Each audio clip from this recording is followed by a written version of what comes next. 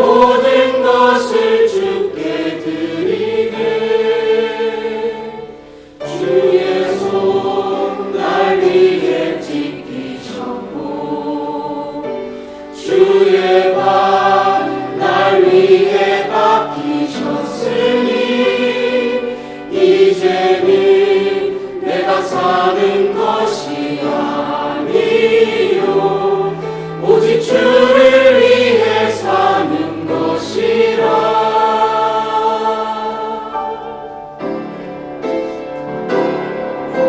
주의 손에 나의 손을 포개고 또 주의 발에 나의 발을 포개어 나 주와 함께 죽고 또 주와 함께 살리라. 영원토록 주 위에 살리라. 주의 손에 나의 손을 포개고 또 주의 발에 나의 발을 포개어 나 주와 함께 죽고 또 주와 함께 살리라. 영원토록 주 위에 살리라. 주 위에 살리라.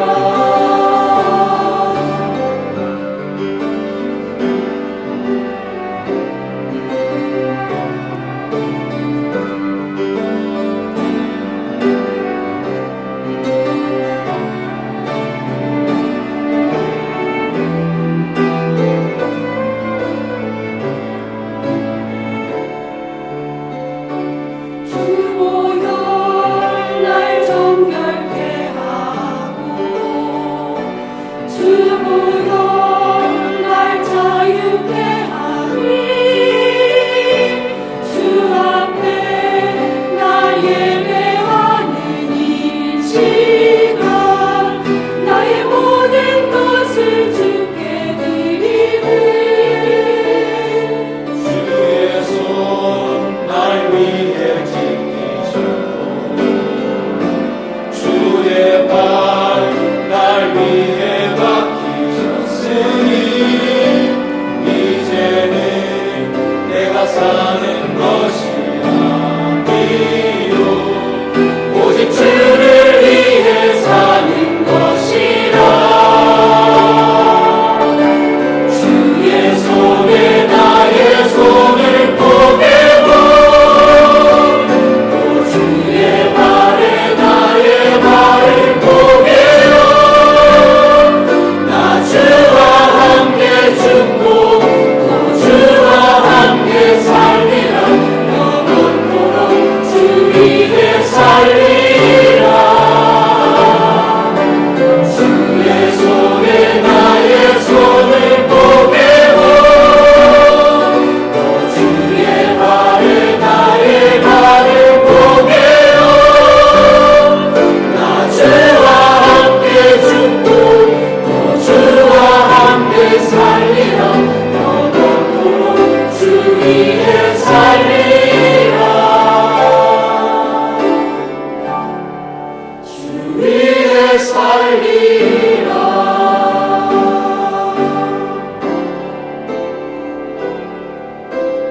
주의 손에 나의 손을 포개고 또 주의 발에 나의 발을 포개어 나 주와 함께 죽고 또 주와 함께 살리라. 영원토록 주 위에 살리라. 주 위에 살리라.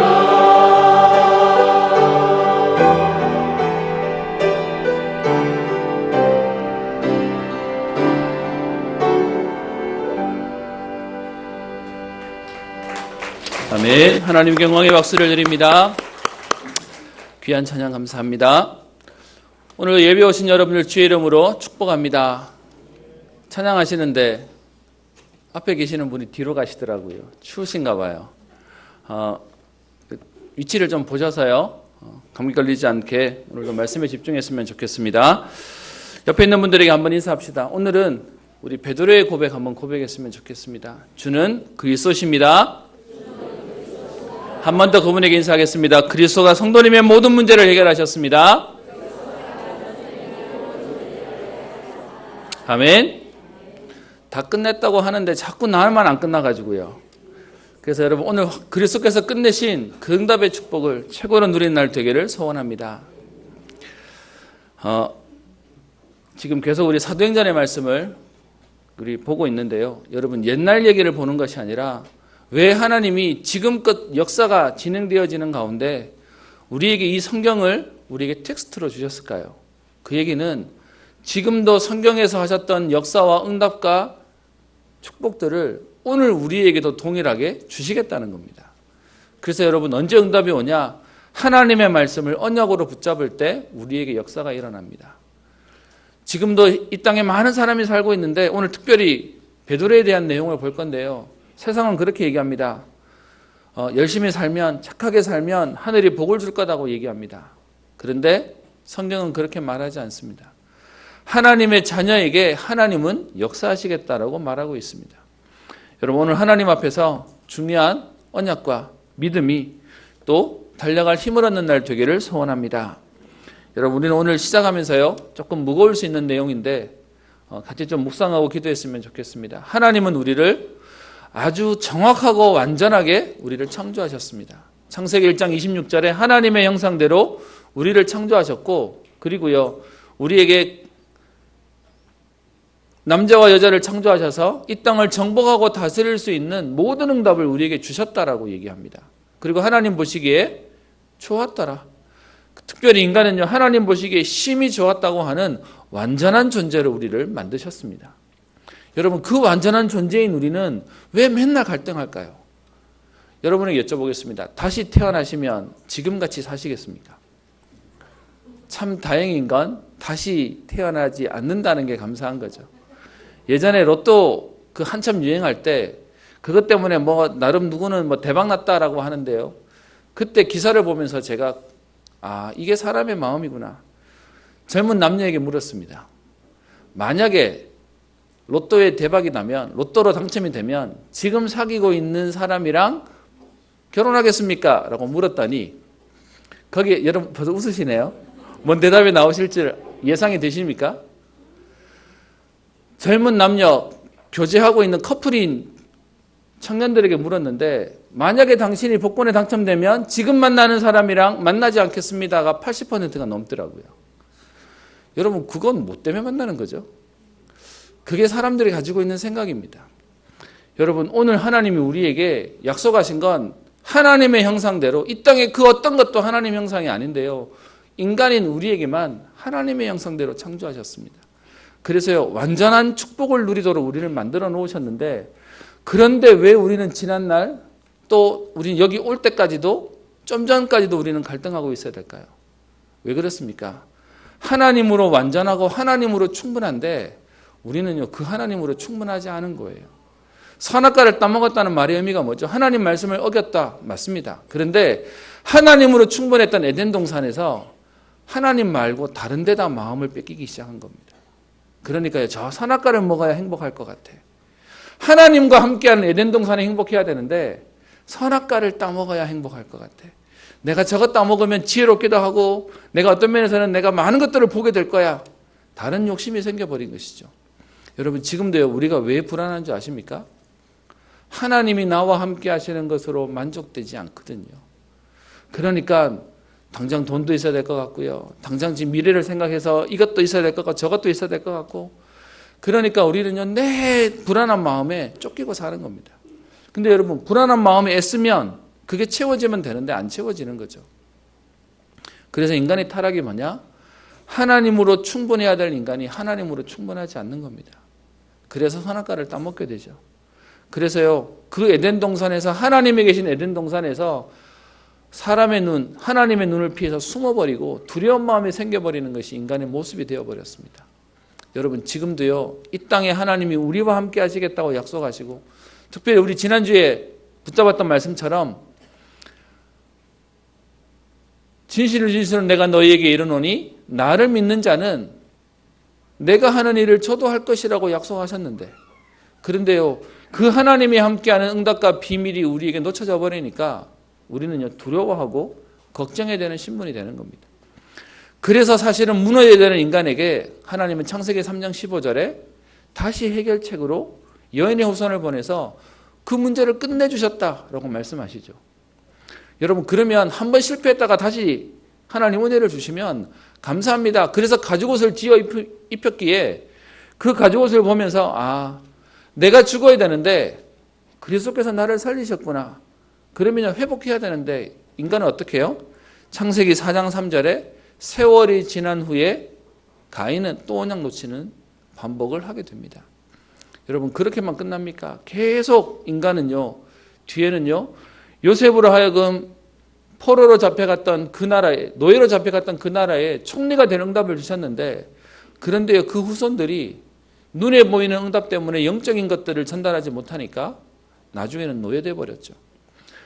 그 노예된 이스라엘 백성들을 하나님은요, 출애굽하게 하시는 응답을 통해서 해방시켜 주셨는데, 그럼에도 불구하고 나라를 꾸렸던 이스라엘 백성들이 또 복음을 놓쳐버립니다. 그러니까 어떻게 해요? 나중에 포로돼 가는 거죠. 그렇게 포로로 잡혀간 이스라엘 백성들을 하나님이 또 은혜를 주세요. 그래서 거기서 다시 해방되어서 나오도록 만드셨는데, 나와놓고는 또 복음을 놓쳐요. 그러니까 어떻게 해요? 또 로마라고 하는 강대국에 속국되어지는 그 반복을 계속하고 있는 것입니다. 여러분, 하나님은 저와 여러분들에게 완전한 응답을 주셨습니다. 그런데요, 그 비밀을 자꾸 놓치게 만드는 거죠. 복음으로 충분하지 않도록 자꾸 다른 것에 마음이 뺏기도록 우리를 속여버리는 것입니다. 이 반복되는 저주와 이 반복되는 제약이 계속되다 보니까 여러분, 사람들은 어떻게 되냐? 안 되는구나. 인간은 원래 약한 거구나. 포기해버리든지, 아니면 될 대로 되라. 어차피 안 되는 거. 이 땅 살 때 내 하고 싶은 거 하고 살자. 그러면서 방종하든지, 결국은요, 이 복음 안에서 한 사람은 무너지든지, 아니면 한 사람은 막 설치고 다니든지, 그러면서 세상에는 전부 문제가 오는 것입니다. 여러분, 왜 연예 기획사에서 아이돌을 키우는지 아십니까? 우리가 보기에 그 연예인들이 대단한 연습을 하고 또 노력을 해서 연예에 대해서 성공 가도를 달리는 것처럼 보이죠. 요즘 TV에도 보면 그 오디션 프로그램이 되게 많습니다. 근데 여러분, 그 특징 하나 있습니다. 뭐냐면 아무리 실력이 있어도요, 나이 들면 안 뽑습니다. 왜냐하면 상품 가치가 없거든요. 표현이 좀 죄송합니다, 이렇게 말해서. 왜 그러냐 하면, 왜 아이돌을 키우냐 하면요, 아이들이 순박해요. 간절해요. 그러니까 어른 입장에서는요, 아이들을 다루기가 너무 쉬운 거예요. 그래서 그렇게 한번 들어가면 여러분, 연습생 생활하다가 데뷔하기 위해서 오랜 기간 준비시켜서 데뷔하면 전부 다 쓰는 게 있습니다. 그게 뭐냐면 계약서를 씁니다. 그 계약서가 보통 7년에서 10년 씁니다. 근데 여러분, 10년 지나고 난 뒤에 상품 가치가 없으면 그대로 그냥 계약 안 해버려요. 그럼 여러분, 어린 나이에 성공했다. 그 길 가는 것마다 대단하지만 그때 성공하고 난 이후에 여러분, 연예인들이 뒤에 계속 그 성공된 자리에서 좋아 보이십니까? 아니요. 그 맛을 들였던 아이들이 뒤에 다 무너지는 겁니다. 그러면서 사실 여러분, 우리 연예인들 한번 보시면 아시지 않습니까? 연예인 중에 공황장애 없는 사람 없어요. 방송하다가 문제 생겨서 다 하차했다가 다시 돌아오면서 약 먹고 있다는 사람들을요, 열이면 열 전부 다 그 얘기하고 있습니다. 성공돼 보이십니까? 아니요. 인간은 하나님 없이 성공 안 되는 겁니다. 여러분, 그런 세상 가운데 하나님은 렘넌트 7명을 통해서 하나님의 응답과 축복을 누리는 증거들을 우리에게 보이십니다. 여러분, 그 얘기를, 그 7명은 되더라, 그 말을 하는 게 아니고요, 하나님의 은혜를 누리는 증거들을 통해서 오늘 우리에게도 역사하시겠다는 것입니다. 여러분, 혹시 이 자리에 계속 반복되어지는 문제 때문에, 계속 안 되는 문제 때문에 갈등하고 계신 분 계십니까? 여러분, 그 갈등에 오늘 분명한 답을 얻으셔야 됩니다. 그리스도께서 끝내셨다는 겁니다. 십자가상에서 다 해결하셨다는 것입니다. 여러분, 그래서 지금 대부분의 사람들이 안 되는 것이라고 포기하고 살고요. 적당히 타협하면서 사는 것이 현장의 모습입니다. 근데 여러분, 때로는 조금 무식해 보이고 때로는 조금 모자라 보이고 좀 답답해 보이는 그 렘넌트 7명이 복음으로 오직 하는데요. 하나님이 그들에게 똑똑한 사람도 능력 있는 사람도 할 수 없었던 현장과 시대와 가족과 가문과 후대를 살리는 응답을 허락하셨습니다. 여러분, 오늘 이 자리에 계신 저와 여러분들이 그냥 예배 드리는 게 아니고요. 우리는요, 이 시대의 중요한 성경의 하나님 말씀 따라가고 말씀의 주역으로 서는 중요한 전도자의 축복 속에 들어가 있습니다. 그래서 여러분, 오늘 분명히 기억하십시오. 하나님은 완전하십니다. 그 완전한 하나님이 저와 여러분들을 자녀 삼으시고요. 우리의 아버지가 되셔서 한 번 문제를 만난 우리를 해결하셨던 정도가 아니고 지금도 계속 하나님 우리에게 복음을 통하여 우리에게 역사하고 계십니다. 시편 2편 7절에 이렇게 얘기합니다. 여호와께서 내게 이르시되 너는 내 아들이라 오늘 내가 너를 낳았도다. 하나님이 저와 여러분들을요 절대로 포기하지 않는 내 아들이다, 내 딸이다 라고 말씀하고 계십니다. 여러분, 부모님이 자녀 포기하는 거 봤습니까? 아니요. 하나님이 오늘 저와 여러분들에게 역사하실 것입니다. 그러면 그리스도가 하신 일이 무엇인지 한번 봅시다. 이 반복되어지는 문제 가운데 대부분의 사람들이 걸려요. 좀 됐다가 또 넘어지고 좀 되다가 또 포기하고 아니면 또 방종하고. 그래서 사도행전 10장 오늘 본문 속에도 나와 있는데 10장 38절에 이렇게 얘기합니다. 하나님이 나사렛 예수에게 성령과 능력을 기름 붓듯 하셨음에 그가 두루 다니시며 선한 일을 행하시고 마귀에게 눌린 모든 사람을 고치셨으니 이는 하나님이 함께 하셨음이라. 그리스도가 오셔서요 마귀에게 눌린 모든 사람을 고치셨다는 것입니다. 여러분, 안 된다고 생각하십니까? 나는 계속 반복하고 굴곡 때문에 내 인생은 왜 이렇지 하시는 분들 계십니까? 저와 여러분들을요 해방시키시겠다는 겁니다. 그리고 요한일서 3장 8절에 하나님의 아들이 나타나신 것은 마귀의 일을 멸하려 하심이니라. 사단에게 속아서 자꾸 넘어져야 되는 우리의 인생을, 그 사단을 완전히 박살내겠다는 것입니다. 뭐 할 때요? 오직 그리스도 할 때요.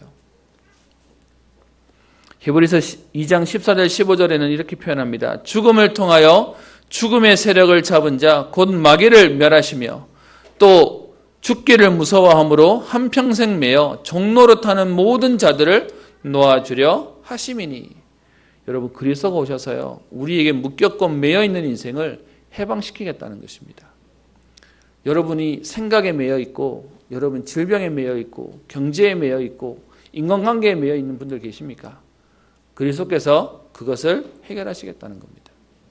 아니, 해결하셨다는 것입니다. 그리스도께서는 끝내놓으셨는데 자꾸 안 끝난 것처럼 우리를 속이고 있는 것입니다.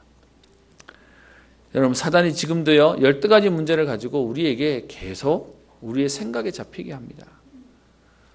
여러분, 그리스도가 끝내놓으셨는데 우리는 자꾸 나는 안 끝났다고 고민하는 겁니다. 많은 분들이 교회 오실 때 기도 제목을 가지고 오십니다. 그래서요 예배 시간에 기도 시간에 기도합니다. 하나님, 이 문제를 해결하여 주옵소서. 하나님, 여기에 역사하여 주옵소서.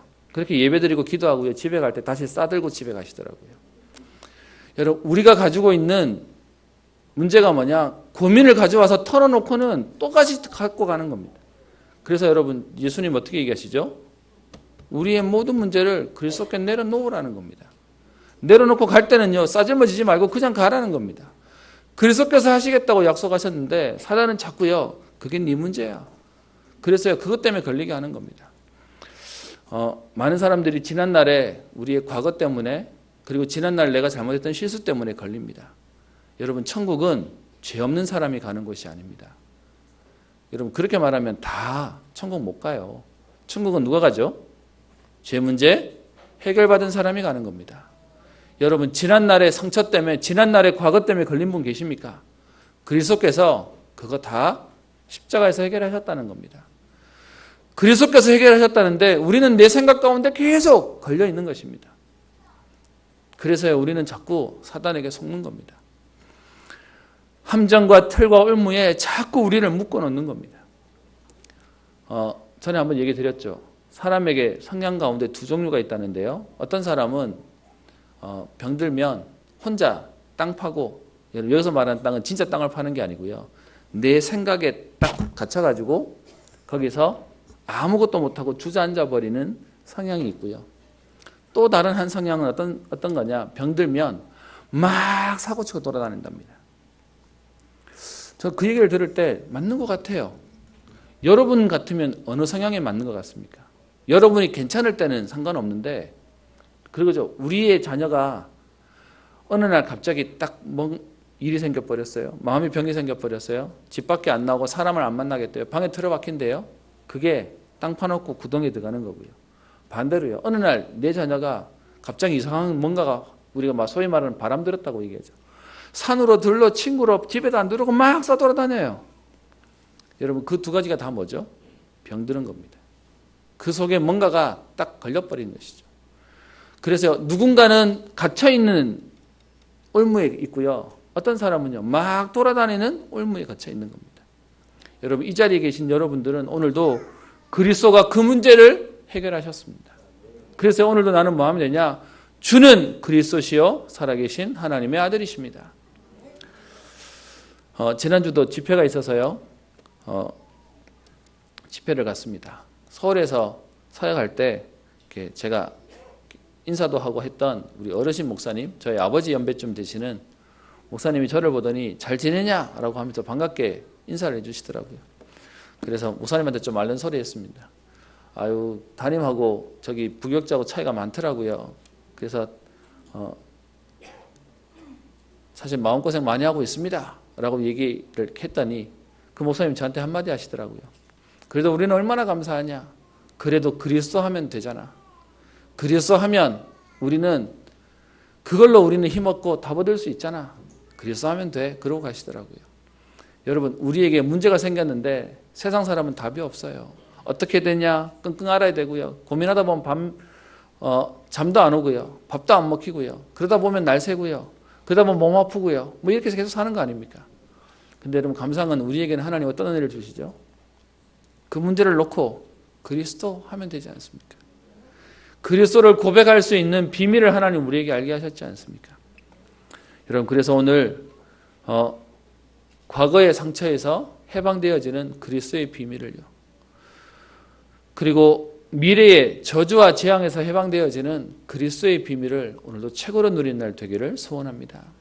그 사단이 구약에서부터 오늘날까지 계속 얽어매고 있는데요. 오늘 본문에 보는 사도행전 10장에 사도들 그리고 초대교회도 그 틀에 딱 묶고 있는 장면이 나옵니다. 근데 여러분, 복음은 그 틀을 깨트리세요. 복음은요, 매이지 않아요. 복음은 약하지 않아요. 오늘 베드로에게 역사하셨던 그 하나님의 응답이 오늘 저와 여러분들 응답되기를 소원합니다. 오늘 본문으로 돌아갑니다. 사도행전 10장에 보시면 지난주에 우리 베드로가 예수님의 하셨던 그 일들을 통해서 응답을 받았던 것들이 나오는데요. 오늘 베드로의 모습이 나옵니다. 오늘 10장 내용인데 9장 마지막 절 43절에 보면 베드로가 요빠에 여러 날이 있어 시몬이라 하는 무도장이의 집에서 머무니라. 지난주 요빠에서 사역을 했던 그 베드로가 무도장이라고 하는 지금으로 치면 가죽 장사입니다. 근데 여러분, 우리에게 있는 가죽 장사는 지금은 그냥 이렇게 소위 말하는 고급 이렇게 상인이라고 생각하는데, 이 당시의 무두장이는 정말로 그 짐승의 가죽을 벗겨서, 그래서 그 피가 묻어 있고 어떤 면에서 조금 이렇게 지저분하고 아니면 사람들이 기피하고, 특별히 이 유대인들의 문화 가운데서는 그런 짐승을 상대해야 되고 시체를 만져야 되고 하는 것에 대해서 굉장히 낮게 생각하고 있었습니다. 천하게 생각해서 기피하고 있었는데요. 오늘 베드로가 43절에 무두장의 집에서 며칠을 머물렀다라고 하는 거 보면 나름 베드로는 사도행전 2장의 은혜를 받고 난 뒤에는 나름의 갱신을 한 것 같아요. 보통 사람들이 별로 꺼리는 무두장의 집에서 며칠을 머무를 수 있을 정도니까요.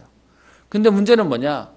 많은 사람들이, 여러분, 우리는 그리스도의 장성한 분량에까지 자라가야 되는데 구원받고 난 뒤에 멈추고요.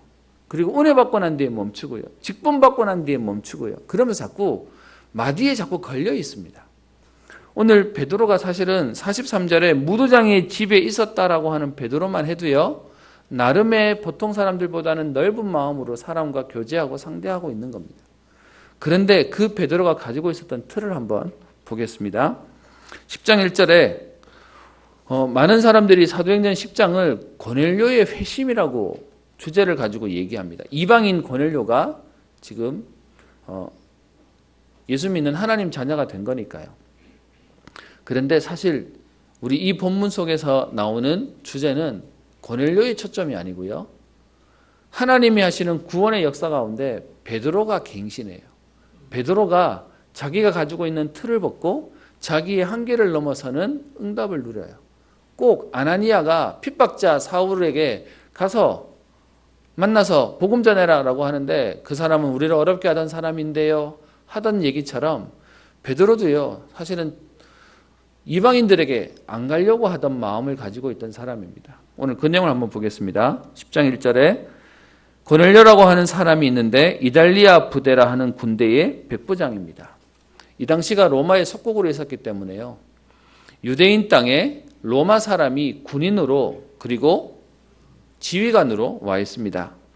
성경학자들이 얘기하는데 여기에 이달리아 부대라고 하는 이 부대가 100명씩 모이는 부대 6개가 모여진 하나를 부대라고 표현합니다.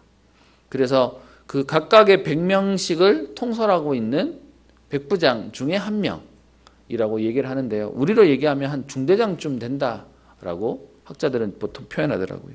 어쨌든 여러분 굉장한 리더입니다. 그런데 이 사람이 2절에 얘기하기를 경건하고 온 집안과 더불어 하나님을 경외하며 백성을 많이 구제하고 하나님께 항상 기도하는 사람입니다. 여러분 이렇게 말하면 되게 완벽해 보이는 사람처럼 보이는데요. 그래도 불구하고 유대인들은 이 사람이 기도하고 하나님을 경외하고 백성을 많이 구제하고 그런 사람임에도 불구하고 유대인들이 보는 시각은 딱 하나예요. 뭐냐? 언약의 백성인 이스라엘이 아니라 이방 사람이에요. 그가 이방 사람이 아니라면 할례를 받고 유대인 전통에 따라 수염도 기르고 그러면서 자기들의 절기를 지키는 유대인으로 들어와야 되는데 아무리 신앙생활 잘해도요. 이 유대인들의 편견, 선민의식을 가지고 있는 자기들 입장에서는 그냥 이방인. 그래서 뒤에 보면 짐승 개로 여기는 내용들도 나옵니다. 그렇게 생각했습니다. 참 안타까운 건 여러분 하나님이 주신 복음의 선택의 은혜가 하나님 은혜를 정확히 모르니까 사단이 또 딱 틀에 갇히게 하니까 선택으로 주신 은혜가 은혜로 주신 선택이 나중에 어떻게 되냐 하면 편애가 돼버립니다. 그래서요 교만해져 버리는 것이죠. 그래서 우리만 사랑해 이렇게 돼버리고요. 그래서 우리만 사랑하니까 너네는 별 볼 일 없어 라고 하는 증오를 당하게 되죠. 증오하게 되죠. 여러분 그런 유대인들이 여러분도 알다시피 세계 2차 대전 때 그렇게 멸시를 당하면서 끔찍한 일도 당하게 되는 거죠. 그게 유대인들이 갖고 있었던 사실 틀이었습니다. 그가 기도하고 있는 상황 가운데 오늘 3절부터 6절에 하나님이 하시는 역사들이 나옵니다. 분명한 건 지금 고넬료는 이방인 가운데 처음 성령의 역사를 체험하고 세례받는 사람으로 나오는데요. 그 내용이 오늘 3절에 나오죠. 하루는 제9시쯤 되어 제9시기도 시간 어디서 많이 들었죠. 사도행전 3장에 베드로가 9시기도 시간에 기도하러 갔을 때 그 9시와 똑같습니다. 지금으로 치면 오후 3시가 되는데요. 환상 중에 밝히 봄에 신비하던 사람이 아니라 기도하던 사람이라서요. 기도 중에 뭔가를 체험했던 겁니다. 그런데 아마 처음이었나 봅니다. 하나님의 사자가 들어와 고넬료야라고 하니까 4절에 고넬료가 두려워했다고 되어 있습니다. 그 얘기는 평상시에 없었던 사건이라는 거죠. 그랬더니 천사가 얘기합니다. 내 기도와 구제가 하나님 앞에 상달되어 기억하신 바 되었으니 5절 내가 지금 사람들을 요바에 보내어 베드로라 하는 시몬을 청하라. 그는 무도장의 시몬의 집에 유숙하고 있고 그 집은 해변에 있다. 딱 핍박자 사울에게 하셨던 얘기와 똑같이 성령이 구체적으로 정확하게 역사하시는 거죠. 그리고 또 하나 특징이 있습니다. 분명히 지금 이 고넬료에게 하나님의 사자가 나타났으면 하나님의 사자가 쭉 복음이 뭐다라고 설명해 주면 되잖아요. 그런데 어떻게 얘기하죠? 네게 말해줄 사람이 있을 거야 라고 보내버리는 겁니다.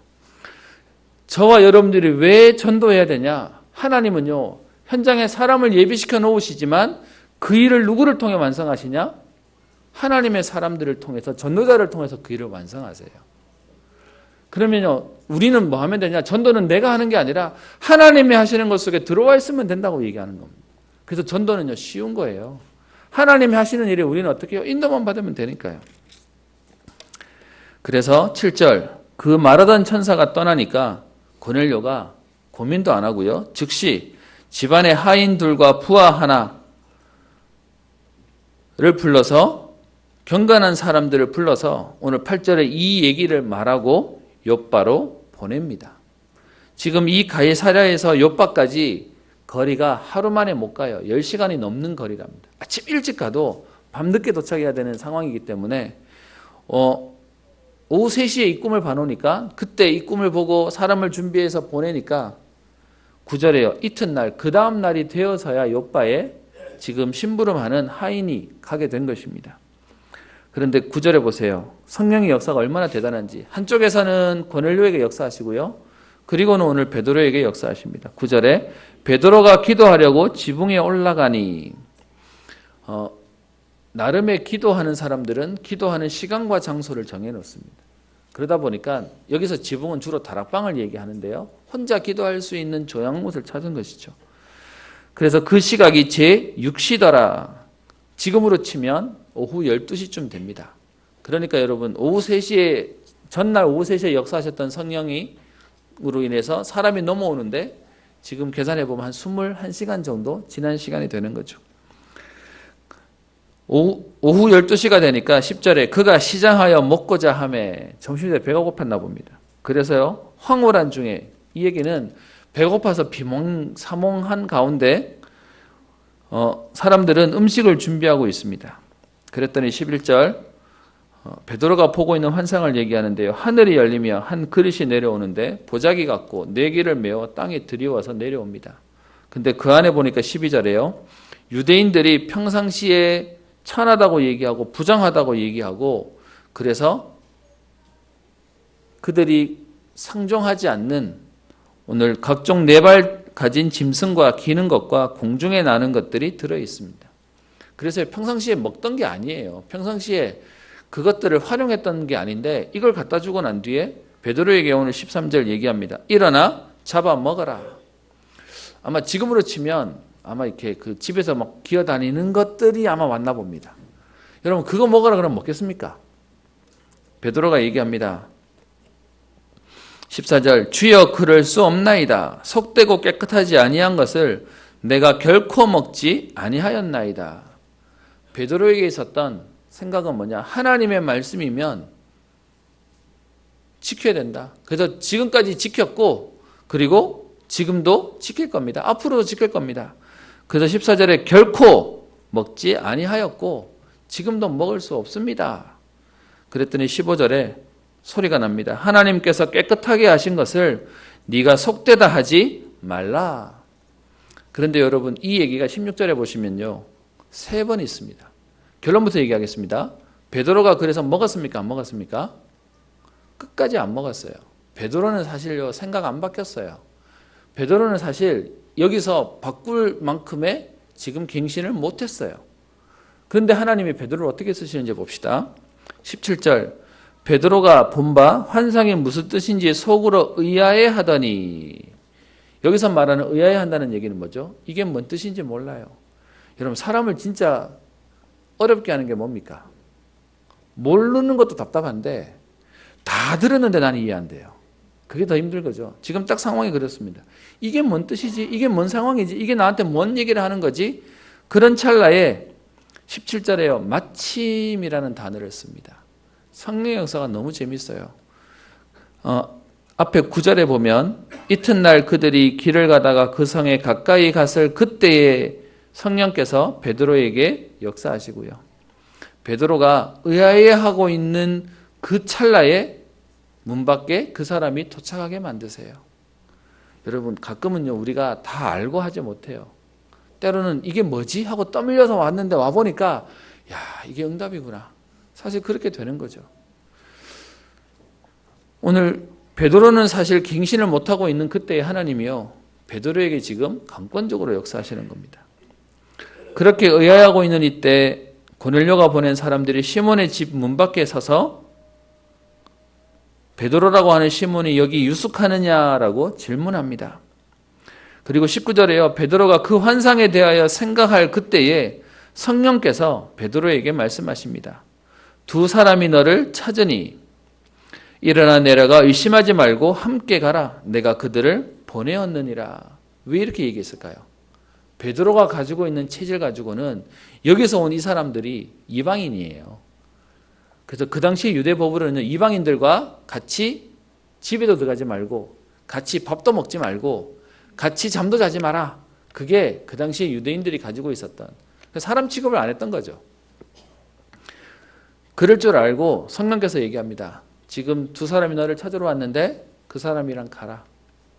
그리고는 내가 그들을 보내었다라고 하면서 의심하지 말고 가라라고 말합니다. 그래서 21절에 베드로가 그 지붕에서 내려와서 사람들을 보고 무슨 일로 왔느냐라고 물었더니 22절, 23절에 있었던 상황들을 쭉 얘기하면서 당신의 말을 들으려고 지금 당신을 부르려고 왔습니다. 23절에 베드로가요. 이 상황에 어떻게 합니까? 그들을 집 안으로 불러들여서 그들과 하루를 유숙하게 합니다. 그리고는 23절 이튿날 그들과 함께 떠나서 가는 거죠. 24절에 또 이튿날 그러니까 오는데 이틀 걸리고요. 가는데 이틀 걸린 겁니다. 이렇게 베드로가 지금 그 사람들을 따라서 갑니다. 23절에 보면 어떤 형제도 함께 간다라고 되어 있는데요. 이 상황이 뭔지를 보고 싶어서 몇 사람이 따라 붙었다는 거죠. 여기서 이 몇 사람은 뒤에 11장 12절에 보시면 6 형제가 따라갔다라는 말이 되어 있는데 어쨌든 증인으로 몇 사람이 같이 가게 된 겁니다. 그렇게 해서 여러분 25절에 4일 만에 고넬료의 집에 들어가는데요. 고넬료가 어떻게 되어 있습니까? 하나님이 완전히 준비해 놓으세요. 24절 그의 친척과 가까운 친구들을 모아서 기다립니다. 여러분 4일 뒤면 올 거라는 걸 알았겠습니까? 몰랐어요. 그냥 언제쯤 올 건데 그 말을 놓고요. 마음의 준비가 다 되어서 기다리고 있는 겁니다. 여러분 그래서 우리가 현장 가서 전도하는 건요. 우리가 말을 잘했더니 전도가 되는 게 아니라 하나님이 이미 마음문 다 열어놨어요. 그래서요. 그 하나님 말씀을 듣는데 마음문이 열려서 복음을 받아들일 수밖에 없도록 역사하시는 것이죠. 25절 마침 베드로가 들어올 때 고넬료가 그 발 앞에 엎드려 절합니다. 여러분 이것도요. 굉장히 놀라운 장면이에요. 왜냐하면 로마 사람은 지금 그 속국 식민지에 정복자로 들어갔습니다. 정복자가 가가지고요. 그 정복민한테 그 발 앞에 엎드려서 무릎을 꿇는다. 가능했겠습니까? 그런데 하나님이 얼만큼 지금 준비해 놓으셨는지 그러고 있는 겁니다. 그랬더니 베드로가 26절에 얘기하죠. 일어서라 나도 사람이다. 여러분 이걸로 봐서는 베드로는 인격적으로는 겸손했던 것 같습니다. 근데요 인격적으로 겸손해도 뭐는 안 되냐? 자기의 틀은 못 벗어요. 그러면서 27절에 여러 사람이 모인 것을 보고 28절에 베드로가 또 본인이 가지고 있는 틀을 얘기합니다. 유대인으로서 이방인과 교제하며 가까이 하는 것이 뭐라고요? 위법이래요. 법으로 이러면 안 된대요. 틀린 거래요. 그게 베드로가 가지고 있었던 생각이었습니다. 그게 베드로가 붙잡혀 있었던 모습이었습니다. 그런데 하나님께서 내게 지시하사 아무도 속되다 하거나 깨끗하지 않다 하지 말라 하시기로 부름을 사양하지 아니하고 왔노라. 하나님이 지금 어떤 면에서는 베드로가 다 깨닫고 하는 게 아닌데 의아해하고 여기고 이게 뭔가 하고 있는 상황 속에 하나님이 막 몰아서 오게 하시는 겁니다. 아직 어떻게 될지도 모르는 거예요. 그런 가운데 고넬료가 30절부터 33절에 앞에 있었던 얘기들을 꺼내는 거예요. 자기에 있었던 자초지정 얘기를 쭉 꺼냅니다. 그러면서 33절 당신에게 사람을 보내었는데 오셨으니 잘하였나이다.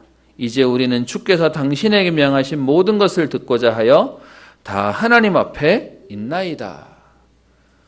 베드로를 모셔놓고요. 고넬료의 고백이 뭡니까? 우리는 지금 당신 앞에 있는 게 아니라 하나님 앞에 있습니다.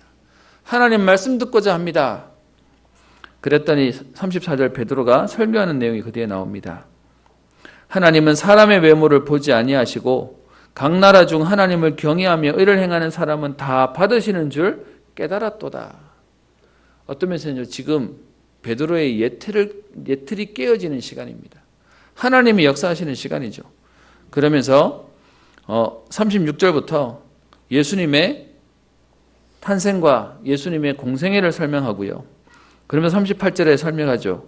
마귀에게 눌린 모든 사람을 고치셨던 그 역사들을 말하고 40절에 39절 40절에 나무에 달아 죽었으나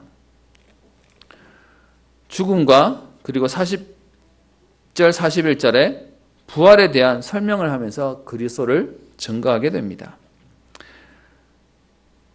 44절 여러분 이렇게 베드로가 사실 자기의 마음으로는 선뜻 움직이지 못했는데요. 성령께서 강권적으로 역사하셔서 베드로를 바꾸시고 있는 겁니다.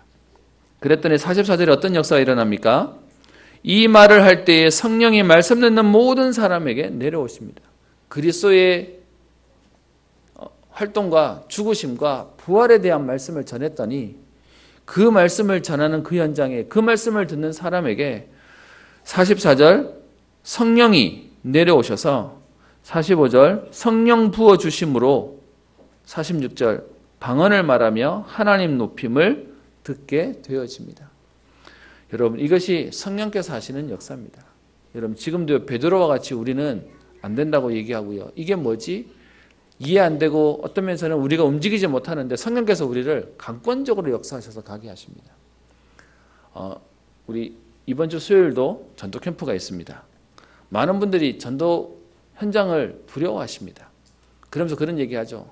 나도 준비 안 됐는데 가서 뭐라고 말해야 될지 모르겠다. 뭐 그러시죠. 그런데 베드로도 하나님 어떻게 하시죠? 하나님 데려다가 쓰세요. 뭐만 안 하면 되냐? 나는 못합니다 라고 버티지만 않아도 하나님이 역사하세요. 어제 산업선교 때 유목사님 이런 표현 하시더라고요.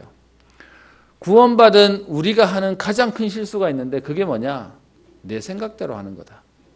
그게 가장 큰 실수다. 그러면서요. 영적 서밋이 되는 가장 빠른 길이 있는데 그게 뭐냐? 내 생각을 버리면 되는 것이다. 그럼 내 생각 버리면 뭐 하면 되냐? 하나님의 말씀에 비추어서 붙잡으면 된다. 생각하고 판단하면 된다. 라고 말씀을 하십니다. 그래서 여러분 베드로는 지금요 속되고 깨끗하지 아니하는 것은 못 먹습니다. 라고 지금 하나님의 사자가 와서 하는 일을 3번이나 물리고 그리고요 고넬료를 만나놓고도 이거 이렇게 만나면 위법인데 라고 말하던 베드로였습니다. 그런데 하나님이 그런 베드로를 뒤집어서 쓰세요. 그 성령께서 어떻게 역사하십니까? 고넬료에게 역사하시고 그리고 베드로에게 역사하십니다. 그 베드로에게 역사는 제가 성경 구절 많이 적어놓은 이유가 하나님이 그때마다 걸릴 때마다 당황해야 할 때마다 그리고요 멈칫할 때마다 성령께서 그것을 넘어가도록 역사하십니다. 그럼요 마찬가지로 하나님이 저와 여러분들이 어떻게 하실까요? 여러분들이 걸릴 때마다 하나님은 우리에게 넘어설 은혜들을 주실 것입니다. 근데 대부분 사람들이 뭐하냐? 걸릴 때 주저앉아요. 걸릴 때 멈춰버려요. 그래서 우리 그런 말 하죠. 말씀 들었더니 부담된대요. 여러분 그 말씀 들었더니 부담되는 말이 무슨 말일까요? 그게 넘어설 때라는 겁니다. 그때 멈추지 마시면 됩니다. 성령께서 그렇게 인도하셨는데 하나님은 어떻게 하세요? 완전히 역사하시는 겁니다. 그래서 여러분 오늘 말씀에 결론을 내려고 합니다. 오늘 제목을요 예틀을 깨트리시는 성령의 역사입니다. 하나님이 아나니아를 통해서 핍박자 사울을 세우시죠. 오늘 이방인 고넬료를 세우는 데 있어서 하나님은요 베드로를 통해서 그 일들을 하게 하십니다. 마찬가지로 여전히 반복되어지는 문제 때문에 걸려있는 저와 여러분들에게 틀을 하나님 깨트리셔서 하나님 우리의 가정과 가문과 우리의 후대와 지역과 민족을 살리도록 하나님은 하시겠다는 겁니다. 그럼 우리는 뭐만 하면 될까요? 하나님 말씀에 네, 네, 네. 우리 어린이 찬양에 그거 있죠. 하나님 말씀에 네, 네, 네. 우리가 아니라고 하고요. 버티지만 해도 되는 겁니다. 하나님께서 우리를 만들어 가신다는데 우리가 자꾸요. 못합니다. 안 됩니다. 거기에 걸려 있는 것이죠.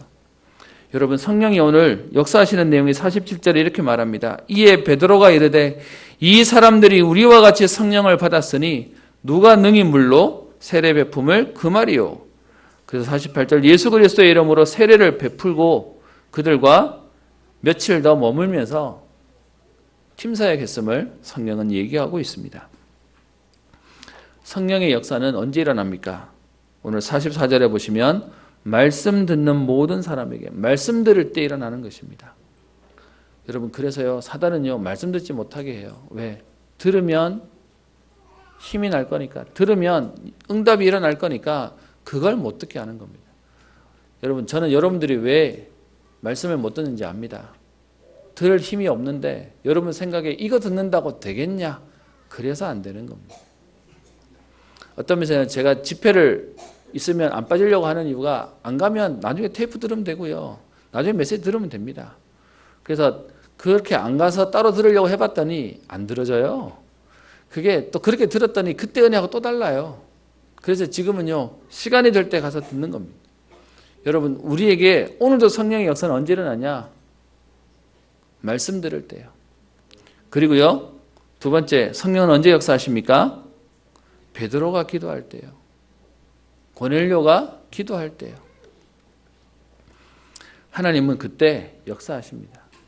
어떻게 해요? 전도자로 하나님 만들어 쓰시려고 개인에게 역사하시는 겁니다. 그 하나님이 오늘 저와 여러분들과 우리의 가족들에게 하나님의 역사는 일어나게 될 겁니다. 그래서 여러분 하나님이 쓰시는 일꾼은요 훌륭한 사람이 아니에요. 능력 있는 사람이 아니에요. 능력 있는 사람을 데려다 쓸 거라면 서울대 가서 뽑아서 쓰시면 되죠. 오늘 베드로가 고넬료가 그 발 앞에 와서 엎드려서 지금 엎드리는데 베드로는 얘기합니다. 나도 사람이다. 일어나라라고 얘기합니다. 인격으로는 훌륭했어요. 근데 하나님이 쓰시는 건 인격 아닙니다. 근데 우리는 대부분 거기 걸려요. 능력에 걸리고 인격에 걸리고요. 하나님이 쓰시는 사람은요. 옛틀을 깨고 새 틀을 갖추는 사람이요. 오늘 제목을 옛틀을 깨트린다라고 잡았는데 여러분 우리의 옛틀 교회 오래 계신 분들은 아시지 않습니까? 제가 어릴 때만 해도요. 주일날에 돈 쓰는 거는 큰 안식일을 포함하는 죄인 줄 알았습니다. 그래서 밤 12시 될 때까지 공부도 못하고요. 12시 넘어야 공부하고요. 어릴 때 유일하게 과자 하나 매일 하나씩 사 먹는 게 낙이었는데 주일날은 돈 쓰면 안 된다 그래서 토요일날 2개 사고요. 그때 토요일날 2개 다 까먹어 주일날 못 먹어서 맨날 억울해하고요. 뭐 그렇게 살았습니다. 아마 저보다 연배가 더 있으신 분들은 아실 겁니다. 교회에 오는데 청바지 입고 오는 거. 지금은 우리 드럼이 지금 강대상 위에 올라와 있습니다. 옛날 같으면 난리 나는 겁니다. 여러분 처음 피아노가 교회에 들어올 때도 난리 났던 거 아십니까?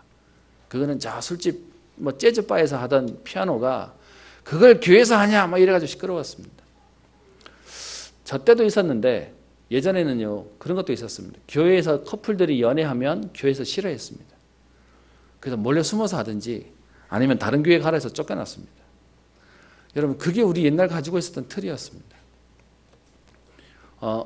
사실 저도 그 흐름 속에 있었고요. 근데 지금 와서 보니까 이 땅에 복음 말고 중요한 거 없구나. 이 땅의 모든 건 다 바뀌는 겁니다. 그게 안 중요합니다. 그러면 여러분 그거 바꾸는 것보다 더 중요한 건 우리 옛틀을 바꿔야지보다 더 중요한 게 있습니다. 우리가 해야 될 게 뭔지를 아는 거죠. 이번에 옛틀이라는 부분을 놓고요. 기억나는 게 있습니다. 혹시 기억하십니까? 지금 우리나라의 1등 세계 자랑스러운 브랜드가 삼성이라는 데인데요. 삼성의 이건희 회장이 1993년도에 그 신경영 선언이라 그래가지고 했던 유명한 말이 있죠. 기억나십니까? 마누라와 자식 빼고 다 바꿔라. 그거 안 되면 우리는 이류다. 아니면 2.5류도 안 된다. 이렇게 얘기해서 사실 그거 하고 난 뒤에 이렇게 브랜드 도약했다고 난립니다. 여러분 세상에서도요 옛날 거 가지고 안 된다고 바꿔야 되는 시대가 왔습니다.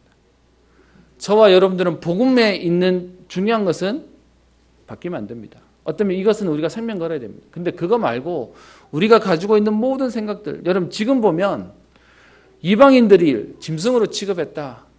말도 안 되는 얘기지 않습니까? 근데 제가 좀 전에 얘기했던 우리 예전에 한국교회가 그런 마음과 생각을 가지고 있었던, 그래서 지금도 쓰는 표현들이 있습니다. 주일날 우리 11시 드리는 예배를 대예배. 그래서 우리 주일 대예배라고 표현하죠.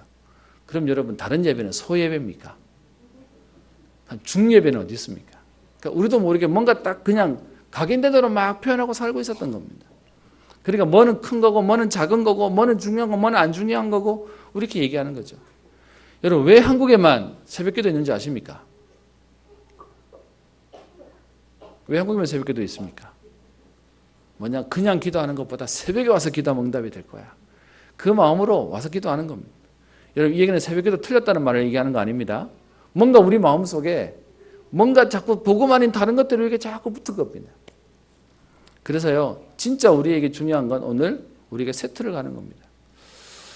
말씀을 마치려고 합니다. 여러분 우리의 세트는 뭡니까? 우리의 세트는 진짜 기도의 비밀과 응답들을 누리는 것입니다. 여러분 유목사님 그런 얘기 하시죠. 다른 날 바쁘니까 주일날만큼이라도 교회 좀 일찍 와서 하루 종일 한번 기도해봐라. 저는 여러분에게 부탁합니다. 사실 여기 있으면 여러분들 들어오는 게 거의 보입니다. 제 마음으로 그런 생각이 듭니다. 만약에 우리 뒤에 추석부 놔두면 여러분들 거의 여러분이 오시는 패턴이 거의 이렇게 정해져 있습니다. 그래서 5분에 오시는 분, 10분에 오시는 분, 10분 전에 오시는 분 이렇게 다 정해져 있습니다. 그렇게 계속 매여 있는 게 우리 틀입니다. 그래서 오늘 여러분께 제안합니다. 우리가 지금까지 해오던 것 말고요. 하나님 앞에서 오늘 우리의 새로운 시작을 하는 겁니다. 그래서 주일날만큼은 진짜 기도 속으로 들어가는 겁니다. 조금 여러분 일찍 오셔서 이날만큼은 내가 온전히 하나님의 은혜를 누리겠습니다. 내가 이날만큼은 하나님의 응답 속으로 들어가겠습니다. 고넬료가 현장에서 기도하는데요. 하나님은 역사하세요. 왜 고넬료가 지금 성경에 이렇게 중요하게 나오냐 하면 할례 받지 않고 성령이 임했던 응답의 사람으로 첫 번째 개종자다는 겁니다. 사실 그 앞에 저 8장에 가면 에디오피아 내시도 성령이 임했다는 내용이 나오지만 그러면서 초대교회의 역사 가운데 있었던 중요한 인물이 고넬료가 됩니다. 그래서 여러분 이 비밀을 안다면 예배가 달라질 겁니다. 여러분 진짜 영적인 비밀을 알고 복음의 비밀을 안다면 우리의 삶의 우선순위가 달라지겠죠. 토요일 날 하는 우리 핵심전에 산업선교라고 있습니다. 어떤 면에서는 목회자가 산업에 대한 메시지를 해주는 것이 산업할 수 있는 스킬을 가르쳐주지 않습니다. 그런데요, 복음 가진 산업인이 해야 되는 응답들을 말씀을 주시는데 제가 요즘에 그 산업선교를 갈 때마다 도전되는 게 하나 있습니다. 여러분 산업선교 집에서 메시지 들으시는 분도 계시죠? 근데 그 현장에 한번 와보시겠습니까? 요즘에 달라진 특징이 뭐가 있냐 하면요, 대학생들, 청년들이 굉장히 많아졌습니다. 늦게 가면 자리가 없어요. 그 대학생들과 청년들을 보면서 제 마음속에 하나님 왜 은평교회는 이 무리 가운데 우리 청년들이, 우리 대학생들이 들어오지 않죠? 기도합니다. 거기를 와야만 응답받냐? 그 말을 말하는 건 아닌데요. 하나님 앞에서 기도하는 산업인으로서 준비하는 젊은이들을 볼 때마다 하나님이 역사하시는구나, 응답하시는구나도 보게 되어집니다.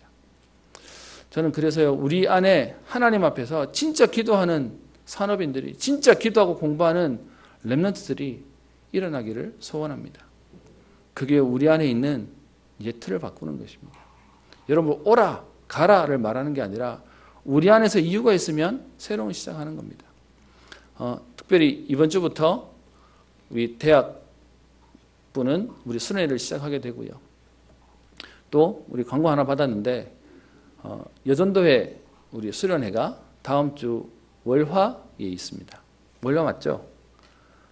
신청이 오늘까지라고 얘기하는데 광고 좀 해달라고 저한테 얘기를 하시더라고요. 여러분, 여러분들이 삶이 있고 여러분들의 해야 되는 업이 있기 때문에 집회를 막 다닐 수는 없을 겁니다. 근데 여러분 평생에 나는 그것과 상관이 없다라고 사신다면 우리는 어떤 면에서는요, 너무 멀리 떨어져 있는지도 모릅니다. 그래서 여러분 생각에 그동안 안 가보셨다면 한번 가보자. 그리고 여러분 한번 도전도 해보시고요. 그리고 여러분 이게 도대체 뭔가라고 하는 생각에 평생 수요예배 모르고 사시는 분이라면 수요일도 한번 와보시고요.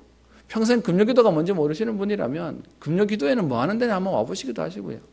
그러면서 우리의 틀을 벗어 새로운 도전과 응답 속으로 함께 가는 축복이 있기를 소원합니다.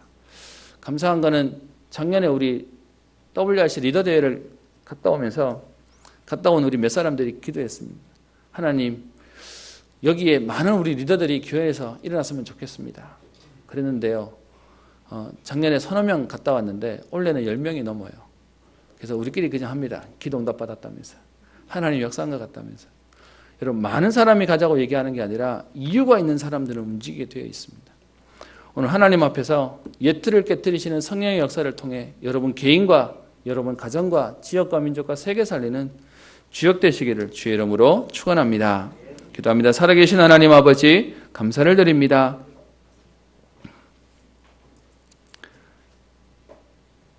자기의 틀을 가지고 있었던 베드로에게 성령께서 역사하시며 정확하게 인도하셔서 하나님께서 하시는 응답 가운데 쓰임받은 베드로처럼 하나님 오늘 우리의 생각이 바뀌는 날 되게 하시며 우리의 각인이 바뀌는 날 되게 하여 주옵소서. 정말로 하나님께서 주시는 세계복음화의 응답 가운데 오늘도 나의 수준을 넘어서게 하시며 한계를 넘어서게 하시며 그리스도의 장성한 분량이 충만한 데까지 자라나는 은혜를 허락하여 주옵소서. 여전히 매여있고 잡혀있고 걸려있는 우리의 모든 마음과 생각과 우리의 뇌와 우리의 영혼과 우리의 육신이 오늘 복음으로 완전히 치유되어지며 해방되어지는 응답을 누리게 하여 주사 증인의 응답을 누리게 하시며 주에게 축복을 보게 하옵소서. 감사드리며 살아계신 우리 주 예수님 이름으로 기도합니다. 아멘.